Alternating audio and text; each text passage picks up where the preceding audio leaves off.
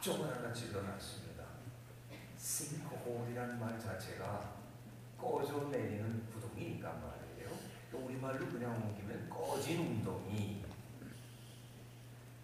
2, 3년 전부터 우리 한국에서도 생기는 보도가 나지요.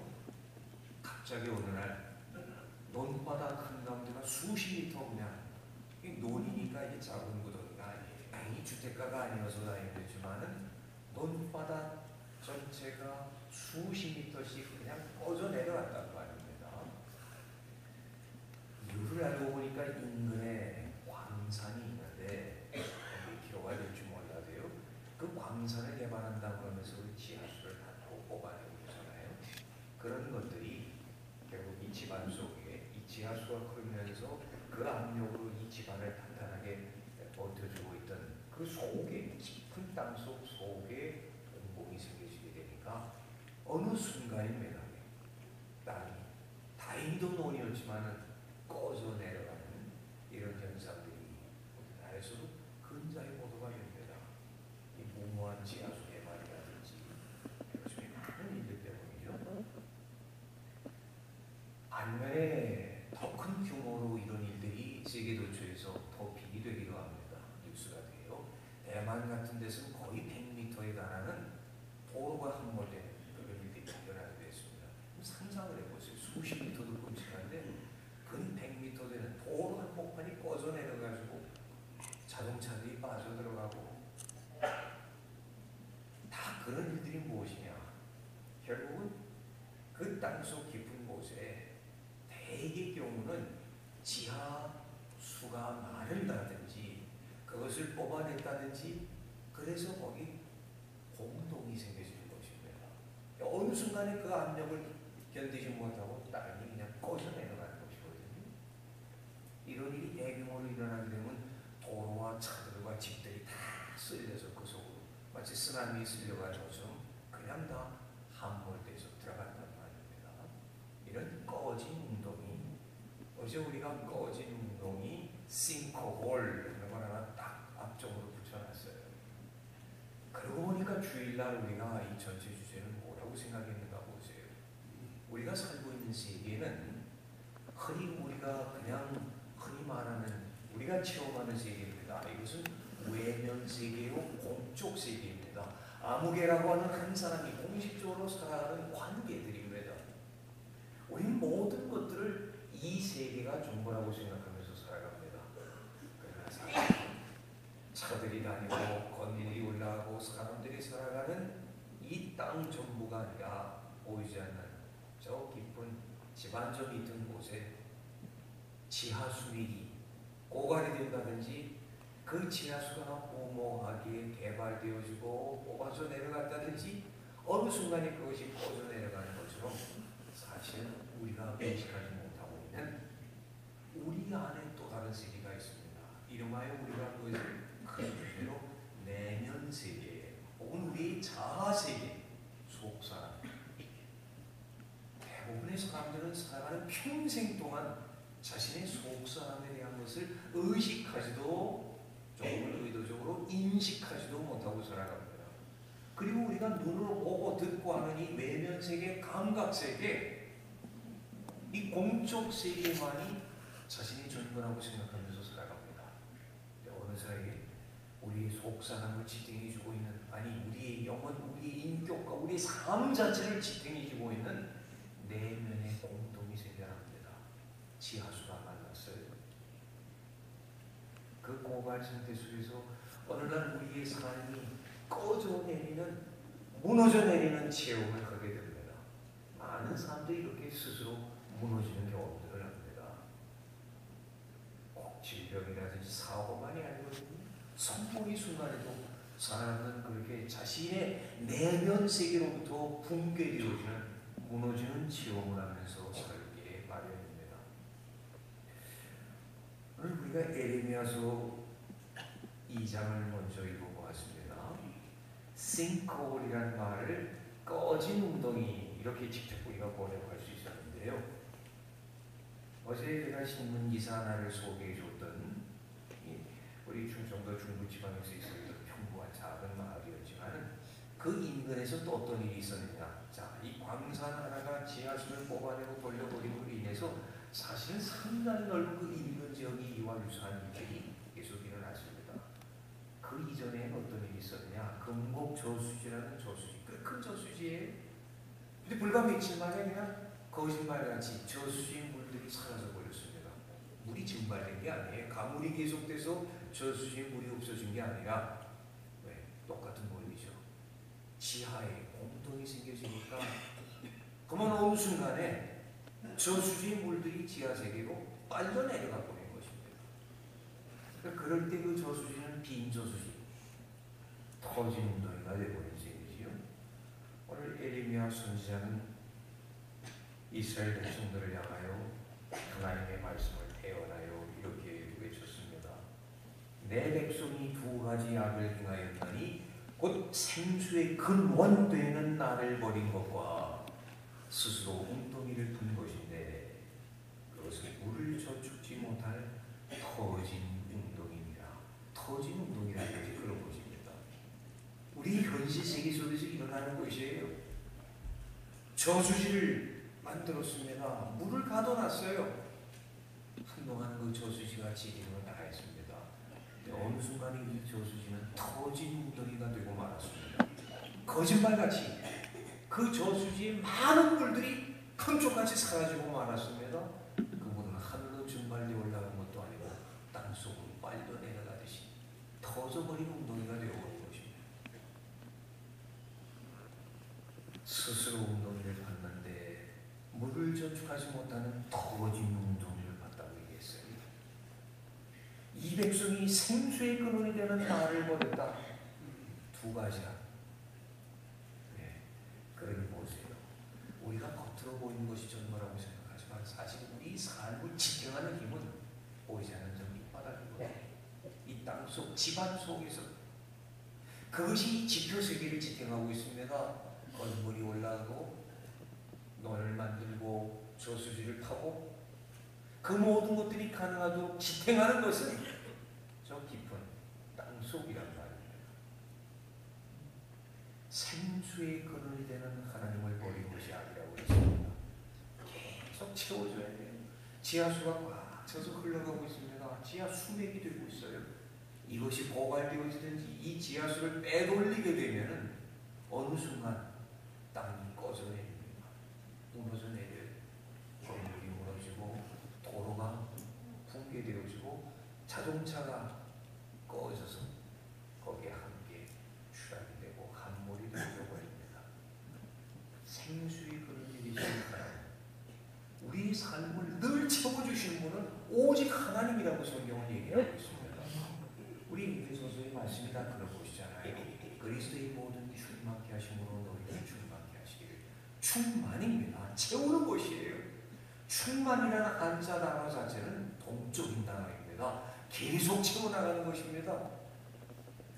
어차피 물은 채워줘도 증발이 되기 마련이고 사람들이 사용함으로 줄어질 것이, 그런데 마르지 않는 샘이 하나님께로부터 말미암은 샘이 계속해서 우리 영혼을 채워나가게 될 때, 우리 속사람을 충만케 할 때, 우리 내면 세계를 채워나가고 적셔나갈 때 우리의 삶은 무너지지 아니하는, 쓰러지지 아니하는 견고한 생명의 터가 될 수 있을 것입니다. 성경을 또 하나 좀 읽어볼까요? 사무엘에서 한번 읽어보십시다. 찾아 읽어보십시다. 사무엘 4장 말씀을 보십시다. 자, 올해 우리가 축주일을 시작하면서 읽었던 말씀, 같은 자본인데 두 구절만 읽어보겠습니다. 915면 구약성경 잠언 4장입니다. 자, 함께 공독할 구절은 18절과 23절 끝까지 쭉 이어서 읽어도 좋겠지만요. 잠언 4장 18절 함께 공독하겠습니다. 의인의 길은 돋는 햇볕 같아서 점점 빛나서 온난한 광명에 이르노라. 여기까지만 보았습니다. 우리 새 축주일에 이 구절 하나만 기억에 남겨둬도 좋겠다고 했어요. 의인의 길은 돋는 햇볕 같아서 그것만 기억해도 좋겠다고. 이거 기억하지 못할 사람이 어디 있겠습니까? 돋는 햇볕 같아서. 성경이 보여주는 그림 언어들이 있는데요. 의인의 길, 하나님의 백성들의 길은 돋는 햇볕 같아서 점점 빛나서 원만한 광명, 한낮의 광명이 이른다고 했습니다. 자, 우리의 혼란한 삶, 때로 우리의 삶이 혼란스러울 때가 있어요. 갈피를 잡지 못할 때가 있습니다. 짙은 어둠 속에서, 칠흑 같은 어둠 속에서 밤길을 걷는 것 같을 때가 있습니다. 그런데 하나님의 백성들, 믿음으로 사는 백성들에게는 하나님께서 약속하여 주셨는데요. 반드시 새벽이 더욱이 더오르고 돋는 햇볕처럼 정부자 한낮의 광명에까지 우리 삶을 환히 비추어 주시는 하나님의 역사가 우리와 함께 하실 것입니다. 이것이 믿는 사람들의 삶입니다. 믿지 않는 인생이 아무리 화려해 보이고 아무리 성공적으로 보인다 할지라도 지금의 화려한 것이 전부가 아니잖아요. 우리에게 약속된 하나님의 은혜는 돋는 햇볕 같아서 또 성경 말씀 속에서 우리가 하나님의 백성이 되었을 때 우리 죄가 용서받고 하나님의 자녀가 되었을 때 구원받은 하나님의 백성이 되었을 때 그 구원받은 삶을 표시하는 것 중에 하나가 빽빽한 죄를 도말하였다 이런 얘기가 나와요. 보세요. 짙은 안개가 우리의 삶을 가득 채워서 가리고 있습니다. 해가 떠오르니까요. 이 안개, 도말하였다는 게 그런 말이잖아요. 안개가 다 사라져버리구만. 오늘 우리가 만난 삶이 안개 속을 걷는 것처럼 질 같은 밤길을 걷는 것처럼 그렇게 힘들고 어려워도 우리의 속에 다시 말한다면 우리 내면 세계 거기 하나님께서 계시는 사람 이 세계의 주인이 되어주시는 하나님 그분이 계시면 안개를 도마하듯이 햇빛이 떠올라 한낮의 광명이 되듯이 미래를 두려워할 일이 없습니다. 23절에 보니 읽어보았나요? 우리 다시 한번 보세요. 무릇 지킬 만한 것보다 더욱 네 마음을 지키라. 생명의 근원이 예수 나느니라. 다 장언의 말씀입니다. 성경에 나타난 지혜의 말씀들이에요. 우리 믿음의 성도들이 소위 믿음의 지혜, 신앙의 지혜를 더듬었던 흔적들입니다. 무릇 지킬 만한 것보다 더욱 네 마음을 지키라. 생명의 근원이 이에서 나옵니다. 아까 생수의 근원이 되는 나를 버린 것 예레미야 선지자는 그렇게 외쳤습니다. 생수의 근원, 생명의 근원, 근원이란 뭐예요? 생명이잖아요. 원천입니다. 근원입니다. 여기서 모든 것이 솟아나고 여기서 모든 것이 채워지고 여기서 모든 것이 공급되어집니다. 잠언 기자는 뭐라고 말했느냐? 어떤 것보다도 재산을 지키려고 애쓰는 것보다도 건강을 지키려고 애쓰는 것보다도 더 중요한 것은 네 마음을 지키라고 했어요. 이 말을 조금 견디시고 요즘 우리가 이 사순절의 용어도만 바꿔 말한다면 네 마음 세계, 네 내면 세계를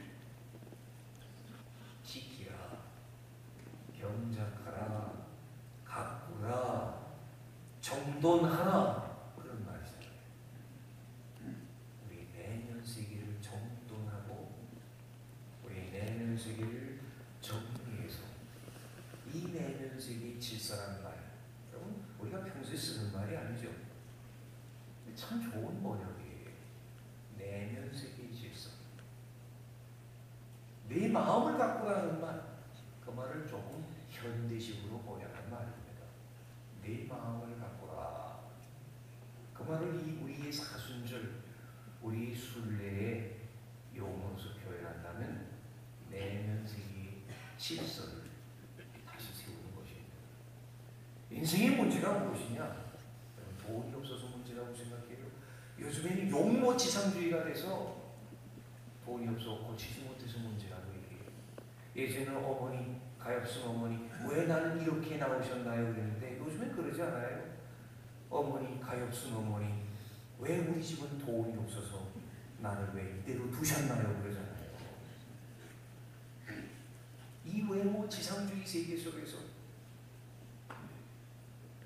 우리는 보이는 것들, 그걸 바꾸지 못해서 문제라고 생각을 합니다. 철학자들이 하는 말이 있습니다. 현대인들의 문제는 말입니다. 자기가 자기 인생이 주인이 되지 못한 것이라고 해요. 내가 내 인생이 주인이 되는 방법이 있을까? 진실로 내 인생을 책임질 수 있는 그분이 내 인생의 행복함의 좌정이 되시면 내가 내 인생의 주인이 됩니다. 우리는 다 교회의 노예가 되었다고 해요. 이게 종교적인 근데 예수님께서 우리를 구속하셨어요. 속량하셨습니다. 노예로 팔려간 그 팔려간 노예를 값비싼 대가를 치르고 찾아왔습니다. 풀어서 자유하게 했어요. 그의 구원입니다. 우리는 모두 다 주인이라고 생각하지만 돈의 노예가 되어서 살아가고 죄의 노예가 되어서 살아가고 자신의 욕망의 노예가 되어서 살아갑니다. 절대로 채울 수 없는 욕망. 철학적으로 욕망이라는 말은 채울 수 있는 것이 아니에요. 욕구라고 하는 영어로는 리드라고 그러죠. 이것은 채울 수 있는 것이 생리적인 것이니까 배고프고 뭐 어쩌고 욕망이라는 건 본디 철학적으로는 채워질 수가 없는 것입니다. desire. 사람들은 채울 수 없는 것들을 어거지로 채우겠다고 살고 있는데 셀이 닫혀있는데 어떻게 채울 수 있겠어요? 그러니 살면 살수록 바닷물을 들이키는 것처럼 목이 가는 것입니다. 현대인들의 삶이 그래서 사실은 철학적인 말을 우리 말로 이렇게 쉽게 얘기하는 것이지만 이걸 철학 용어로 써서 말하면 굉장히 복잡한 말이 되어버리고 말아요. 인간은 스스로 타자가 되었답니다. 자기 스스로가 자기 생의 주인이라고 착각하고 살고 있지만 우리가 내리는 판단과 결정이 다 그렇답니다. 보세요. 젊은이들이 와서 어떻게 배우자를 만날까 얘기를 합니다. 그래서 그 조건이 뭘까요? 겉으로 보기에는 사람만 진실하면 돼요. 믿음만 있으면 좋아요. 그렇지만 가만히 보면 어떻습니까? 머릿속에 다 자기 그림이 있어요. 키는 어떻게 돼야 되고 얼굴은 어떻게 돼 있어야 되겠고 그리고 뭐 시부모는 어떻고 다 나름대로 그런 조건을 가지고 자기는 의식을 못하는데 무의식 속에서는 우리가 살아가고 있는 현실의 가치관 다른 사람들이 만들어 놓은 유행 그 유행이 우리를 지금 만들고 있습니다. 근데 자기는 의식하지 못하고 내가 결정했다고 생각을 해요. 예를 들면 배우자를 선택하는 문제에 있어서도 그런데 그 결정은 사실 철학적으로 분석하고 뜯어보면 자기가 내린 것이 아니에요. 자기는 타자랍니다. 우리 시대의 유행이 우리 시대의 지배적인 가치관이 사람들 대다수의 기준이 나는 의식하지 못하고 내가 결정했다고 하지만 나를 움직여서 그 결정이 이루도록 한 것뿐이랍니다. 그래도 내가 내 인생의 주인이냐 묻고 있는 거예요. 우리는 우리 스스로의 삶 속에서 타자가 되어버렸다. 나그네가 되어버린 것입니다. 둘러리가 되어버린 것이에요. 그게 현실 인생이랍니다. 근데 똑똑한 인간들이 그걸 몰라요. 자기가 다 결정했다고 생각하고 자기가 주인이라고 생각을 합니다. 내가 내 인생의 주인이라고 착각하고 사는 동안에 우리는 영원히 스스로에 대해서 타자가 되어버립니다. 둘러리 인생을 살게 되어 있습니다. 내가 결정했다고요? 천만에 유행하는 풍조와 유식한 말로 트렌드가 나를 움직여서 내가 결정했다고 착각하게 만든 것이지 나는 사실 그 풍조 유행 대다수의 판단과 가치관에 의해서 조종당하고 꼭두가시가 되어서 둘러리 서서 스스로 결정했다고 착각하면서 살아가는 영원한 타자예요. 어떻게 내가 내 인생 주인이 될 수 있을까? 어떻게 내가 정말 자유한 인생을 살 수 있을까? 생수의 근원이 열려 있어야 됩니다. 내 속사람, 내 내면 세계, 내 현실 세계에서 내가 주체가 되어서 결정하고 살아가고 있지만은 내 이 내면 세계 속에 생수의 근원, 생명의 근원, 만물의 근원 되시는 하나님께서 딱 좌정에 계실 때, 성령께서 이 안에 계실 때, 충만케 하시는, 채우시는 분이 계실 때, 비로소 내 인생이 무너지지 아니하여 사실은 내가 내 삶의 주인이 되어 살아갈 수 있습니다. 당당히 자유하는 존재가 되어서 살아갈 수 있어요. 이치가 그렇단 말이에요.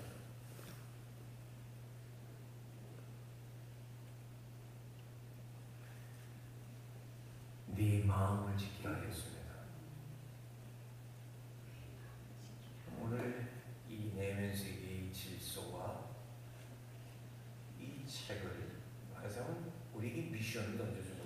그 제목 속에서 미션을 찾았어요. 우리가 소위 말하면 참고 서로서 책 하나를 추천하는 시간입니다. 이 책이 말하고 있는 그 미션을 따라서 우리가 한번 순례 떠나보자고 하는 것이에요. 이 둘째 날에 제목이 뭐냐면 조종시에서 보는 시각 그랬어요. 우리말로는. 자, 그래서 오늘 제목을 컨트롤 센터 혹은 컨트롤 타워 많이 듣잖아요. 요즘에는 그냥 이 말 그대로 조종실 혹은 통제실, 상황실 이런 말 많이 쓰잖아요. 그걸 멋있게 얘기하면 컨트롤 센터입니다. 컨트롤 타워에 그룹의 컨트롤 타워가 어떻다고 그래요. 큰 그룹을 움직여 나가는 컨트롤 타워가 있대요. 전략기획본부가 있답니다. 여러분 대기업들이 움직여 가는데도 그걸 움직여 나가는 그런 전략기획본부, 컨트롤 타워 그런 것이 존재하잖아요. 큰 그룹을 움직이려면 분명히 그런 것이 있어야 됩니다. 현장에서 별별 일들이 다 일어나요. 위기도 일어나고. 근데 그것을 통제하고 조정해 나가는 컨트롤 타워, 컨트롤 센터, 전략기획본부 그런 것이 있어야 큰 기업 집단이 움직여갈 것 아니에요.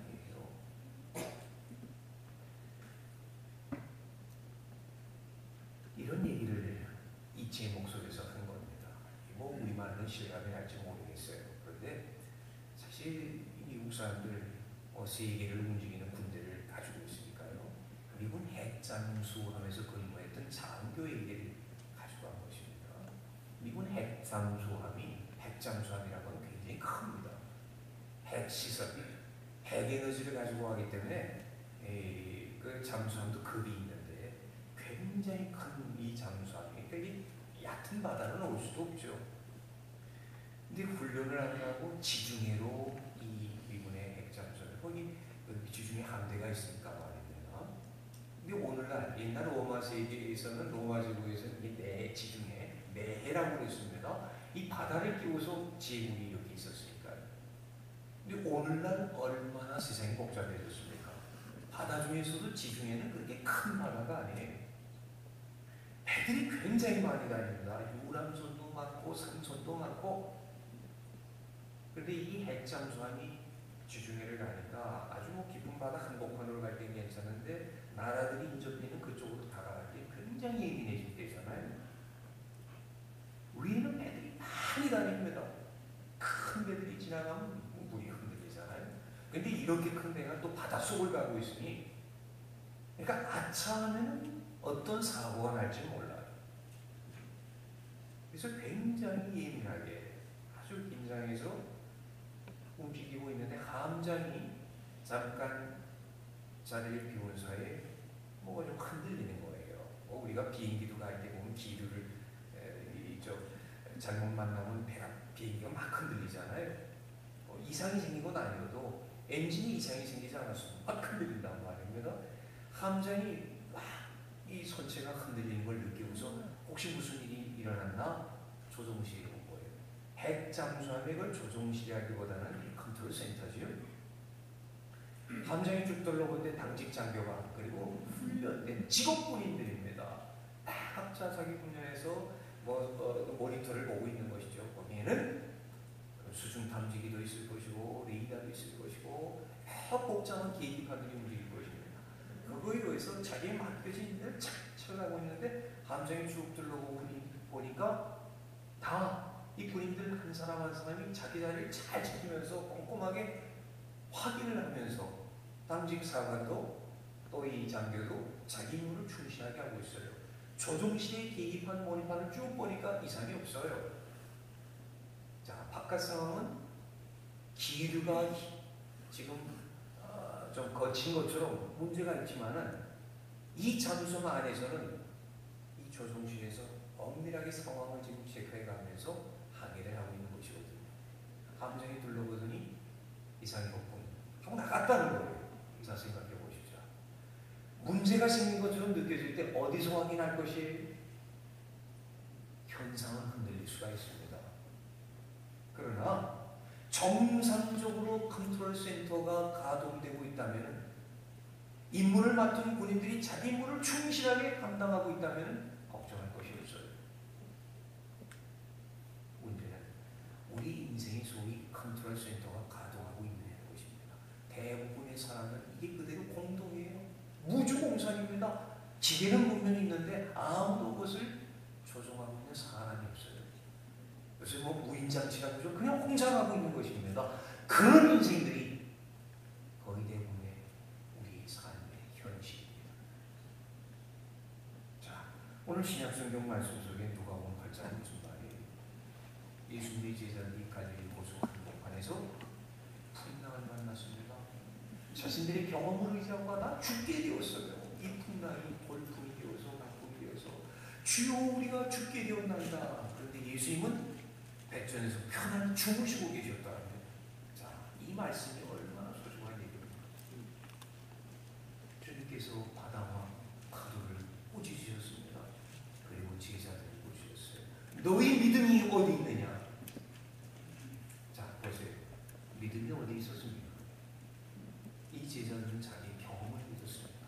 신앙생활도 우리가 보통 신앙생활이라고 말하고 또 이 공적 세계만 머무르는 신앙생활이 대부분입니다. 교회 출입하고 다니고 뭐하고 그런데 신앙생활에 이 깊은 내면을 들여다보지 못하고 컨트롤 센터가 텅비어 있어요. 겉으로는 신앙생활을 하고 있죠. 종교생활입니다. 그냥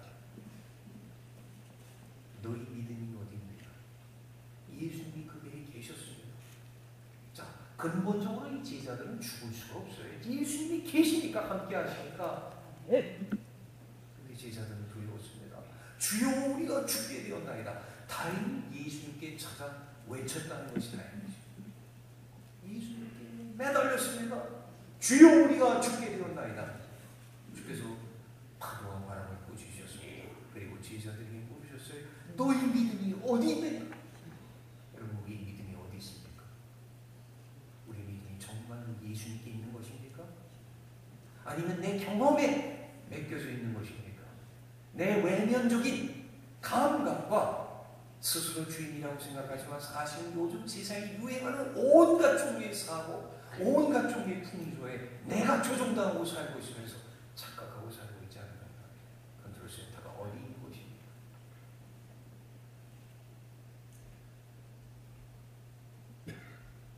기도하십시오.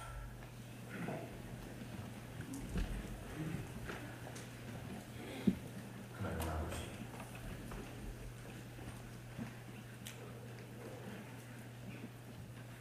모두 지킬 만한 것보다 우리 마음을 지켜 주시니 이제 비로소 우리 마음속 깊은 것, 우리 영혼 깊은 것을 돌아보게 하여 주시옵소서.